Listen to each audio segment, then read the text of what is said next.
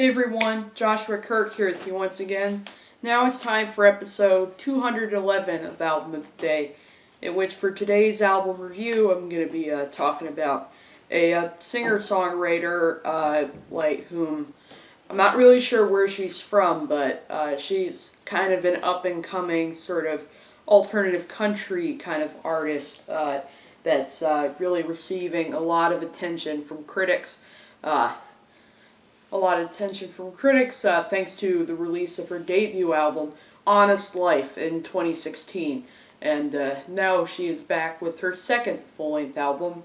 I'm talking about the songwriter known as Courtney Marie Andrews, who just released a new album earlier this year on March 23rd, 2018. And the album is called May Your Kindness Remain. As you can see, I have this on LP here. I never really listened to Courtney Marie Andrews before this album. Of course, I had heard about her in 2016 and, saw her Honest Life record in Paste Magazine's Best Albums of 2016 list. But when she announced this new album, I meant to check it out, but for some reason kind of forgot about it. It wasn't until a few months after it was released when I finally was okay. When I saw this album on Paste Magazine's Best of 2018 list so far, and I thought, definitely not gonna, miss out this time. And I'm so glad I went and checked out this album because this is one of 2018's best alternative country records, in my opinion.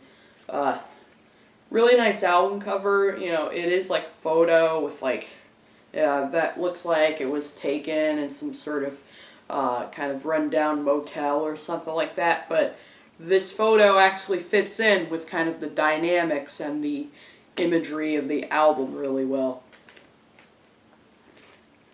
And then there's the back. There's 10 songs on this album. Clocks in at over 44 minutes.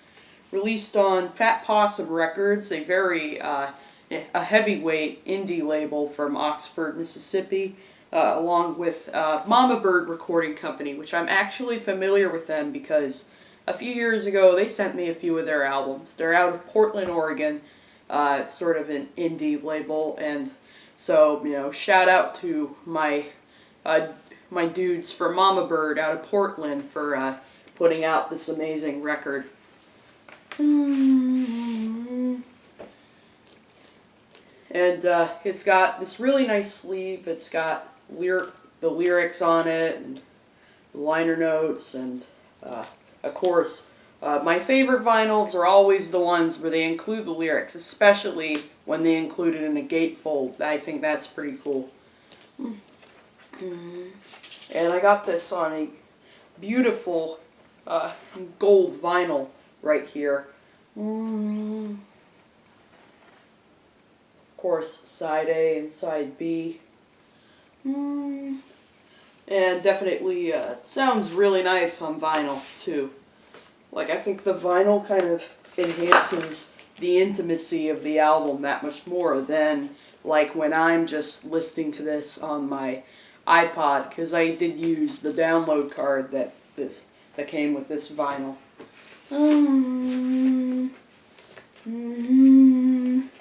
And that's my vinyl copy of May Your Kindness Remain, the new album from Courtney Marie Andrews.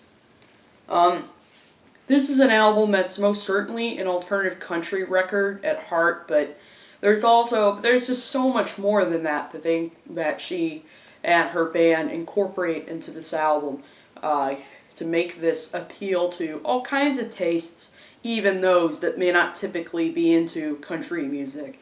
There's also definitely a little bit of an indie post-rock influence going on this record too, because the guitars have that kind of shoegaze, shimmery, and have a little bit of they're actually kind of noisy, which I think sounds really cool over some melancholy pianos and beautiful vocal performances and organic bass and drums and stuff like that. So this would not only appeal to those tastes who are into stuff like Jason Isbell. I mean, if you enjoyed that most recent Jason Isbell record, I think you'd really like this album and stuff like that. Or like if you like some of the more Americana-laced indie rock, like maybe say Pine Grove or something like that. I think, fans of those kind of bands, I think, can really dig into this album too. The opening track, May Your Kindness Remain, is a perfect example of that. First of all, gorgeous vocal performance from Marie Andrews on here. That make her lyrics that much more emotionally affecting as she sings. Lines like broke on a bar stool, throwing your paycheck away, on overpriced booze, slots, and valet.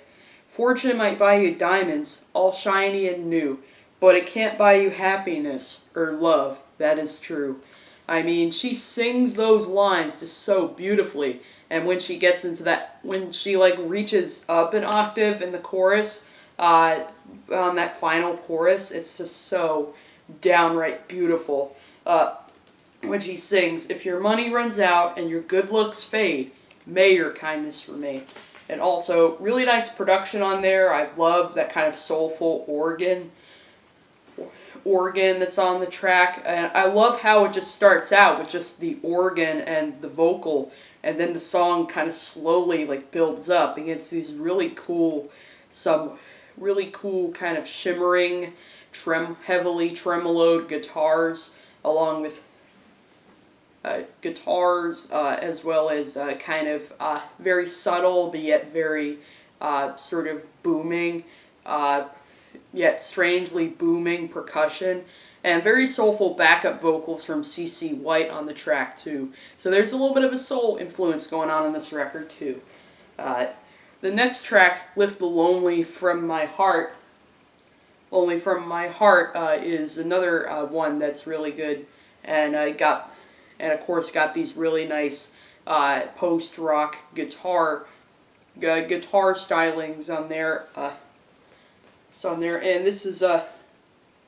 And this is a song where she sort of she starts out the song with saying, "I am a lonely woman who loves you.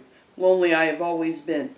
Many things have found their way between us, but none more than my loneliness." I mean, this is one song that pretty much permeates some of the themes of the album really well, of being in love with someone, but yet still feeling very lonely and kind of, sort of hitting rock bottom. Rock bottom. I mean, it's definitely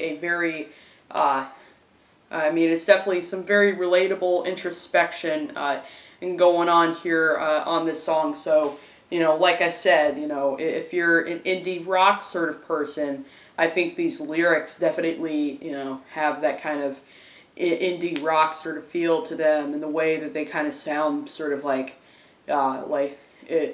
in the way that they have that kind of sad girl kind of vibe. But there's also a slight sense of hope in this song, in the final line of, that she's learning that only she can ignite the spark and lift the lonely from her heart. Really satisfying way to close out the song. The song Two Cold Nights in Buffalo, one of my favorite tracks on here, is definitely, in my opinion, the most kind of traditional country song on there, but has some really, but it definitely has some very intriguing and catchy lyrical content. And this song really shows her skills as a storyteller as she talks in the second verse about this dejected bum that's at a snowy prison who feels so cold that he dreams of hell. And I also love the line of, "Is that American dream dying? I hear the whispers of each ghost of the wealthy man who once dined in downtown Buffalo." Definitely it's definitely very unique to what she does. Those lyrical that lyrical content, and sort of revisiting one of her old like hometowns that she grew up in, and sort of realizing that it wasn't the same as it used to be. She asked questions like, what happened to the good old boys throwing dice in the street? What happened to the neighborhood and the neighbors you would meet? What happened to creation, that old roller skating rink? Sort of reflecting on things she remembers from her childhood and as she was like growing up and stuff like that, that just sort of unfortunately aren't there anymore.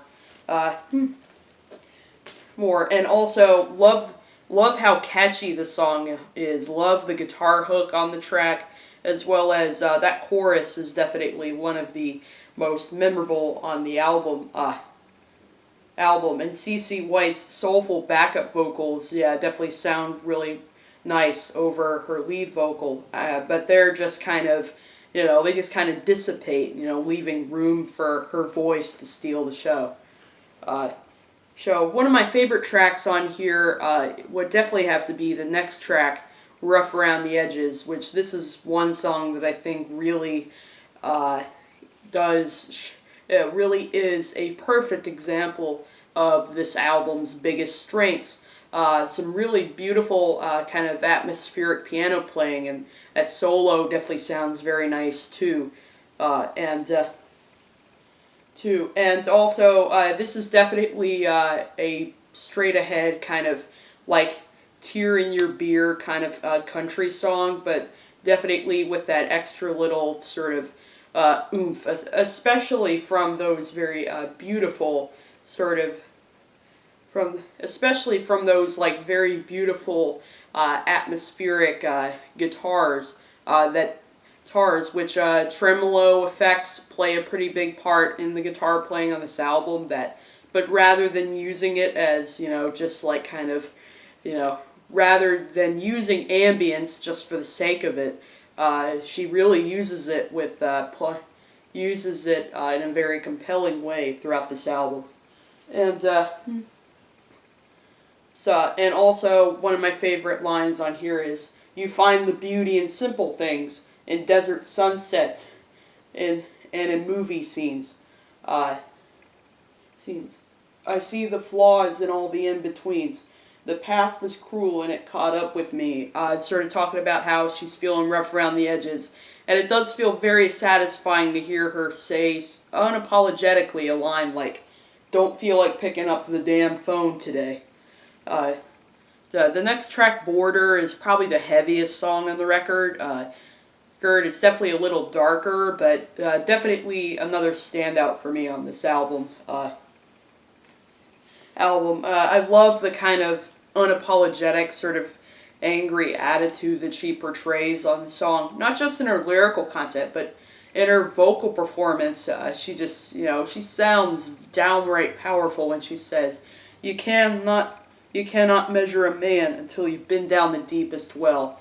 Production on the song is amazing, incredible drumming on the song, and I also love that awesome kind of crackly organ solo that she incorporates in there too.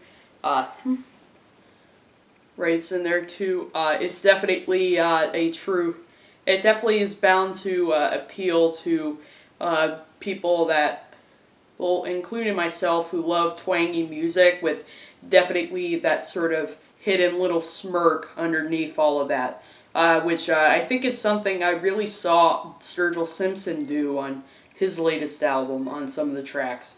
The next song, Took You Up, is another one that I definitely highly recommend. And this song is definitely one of the best tracks. I mean, the album cover, I think, is pretty much illustrated beautifully through the lyrics of this song, where she's sort of involved in this relationship, and they're always spending time in this kind of rundown house, and they don't have a lot of money. And they kind of, are in a Groundhog Day kind of phase of every week, doing like karaoke on a Monday night, television when they want to hide, frozen dinners when money's tight, and making love on a laundry pile.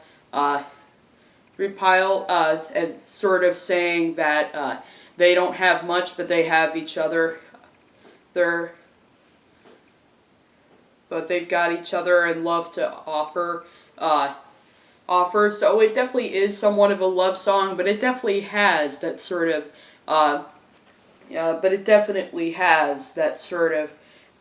melancholy ache to it that definitely makes it that really makes it stick with you. So it makes sense that she sort of makes a conclusion that sometimes a love just gets you so damn depressed that you just want to hide away. Definitely a very nice sort of summary of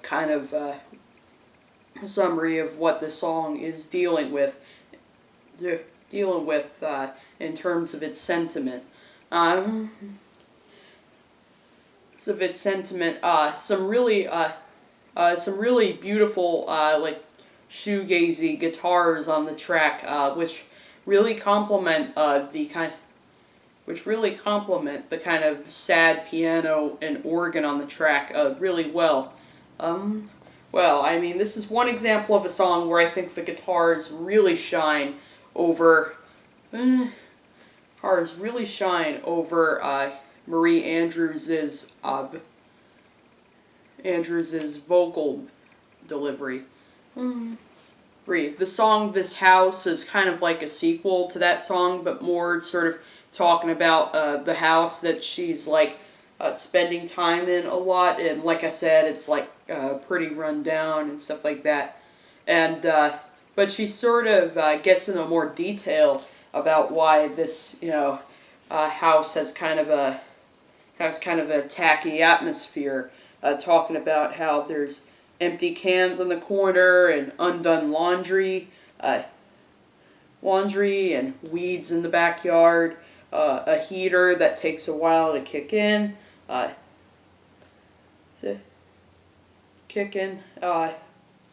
and also there's also plenty of laughter and love to be found in there as well. And in the second verse, she sort of talks about how if you ever were to visit, just kind of help yourself, and like if you just need a place to like eat and sleep, there you go. Sort of saying that this isn't much of a house, but it's our home. It's our home. And another song that I consider to be kind of a more kind of straight ahead country song, but with definitely plenty of raw emotion and nuance to it for sure. The song "Kindness of Strangers" is another one of the catchiest songs on this album. I mean, incredible guitar melody on the track. I mean, this is probably the poppiest on the album, but still, like, it sounds amazing.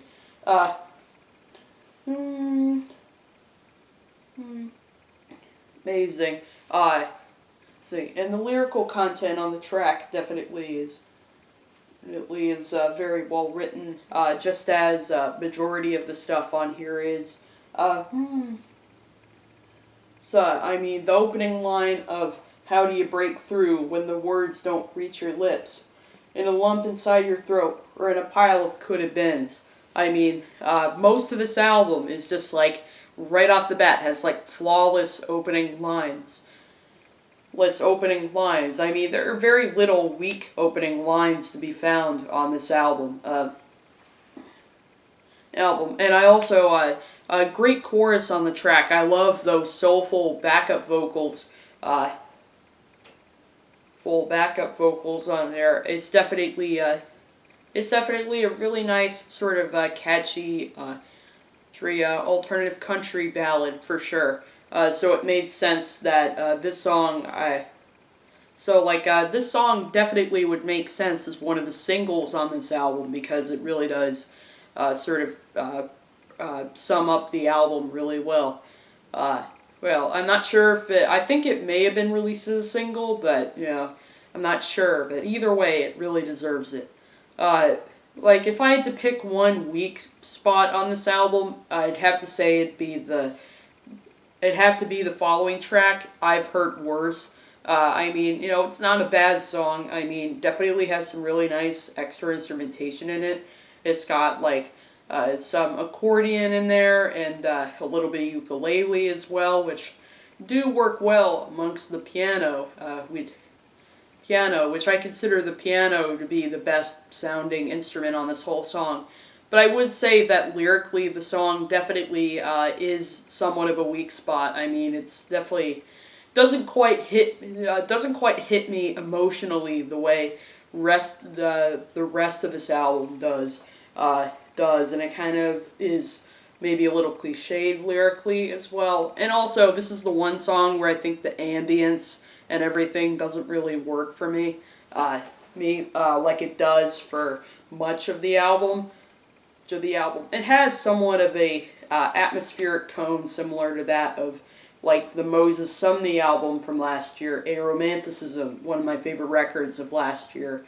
Though in this case, the ambience kind of didn't really need to be there, and also the melody on the track is maybe it kind of sounds a little bit like, and the melody also isn't quite as good either. But the closing track, "Long Road Back to You," luckily is the much needed closer that this album really calls for, especially after that 1 week spot. I mean, it is 6 minutes, but believe me, it stays engaging the whole time. She opens up the song with saying, sort of telling someone who apparently had just kind of broken up with her, like, call me when you get to Austin, when you're filling up at the Chevron station. Get yourself a coffee and power through. It's a long, long road back to you. And sort of also saying, days pass and turn into the nights. Those farms and fields fade into town lights. Dip into savings, rent yourself a room. It's a long, long road back to you. Acting is a really nice conclusion for the story created by this album. And it's just a very beautiful ballad. I mean, her vocal. Definitely some very powerful vocal. Definitely some very powerful, full vocal presence on the track, and production-wise, the song sounds really nice on there. Sounds really nice. I love that kind of weepy slide guitar. The slide guitar on there, and of course, the rest of the instrumentation sounds really nice too. It's definitely a very, kind of everything that the closer of such an amazing and emotionally affecting album would need. So yeah, overall, I don't really have a whole lot of complaints about this album. It's definitely got a lot to love about it, and like I said, this is a country album that would definitely appeal to a variety of different people, which is another thing that I really like about this. I mean, if you like that Americana sound, or if you like indie rock or soul or whatever, like indie soul, like I think, if you like that Daptone sort of umbrella of soul artists, I think you'd really appreciate the material on here too. Material on here too. I mean, pretty much. My only complaint may have been about that one track that I just mentioned, I've Heard Worse. But overall, I'm definitely going to have to give this album a strong 8 out of 10. It's definitely going to make it onto my year-end list for sure. So that's my review of the new Courtney Marie Andrews album, May Your Kindness Remain. And I'll see you for episode 212.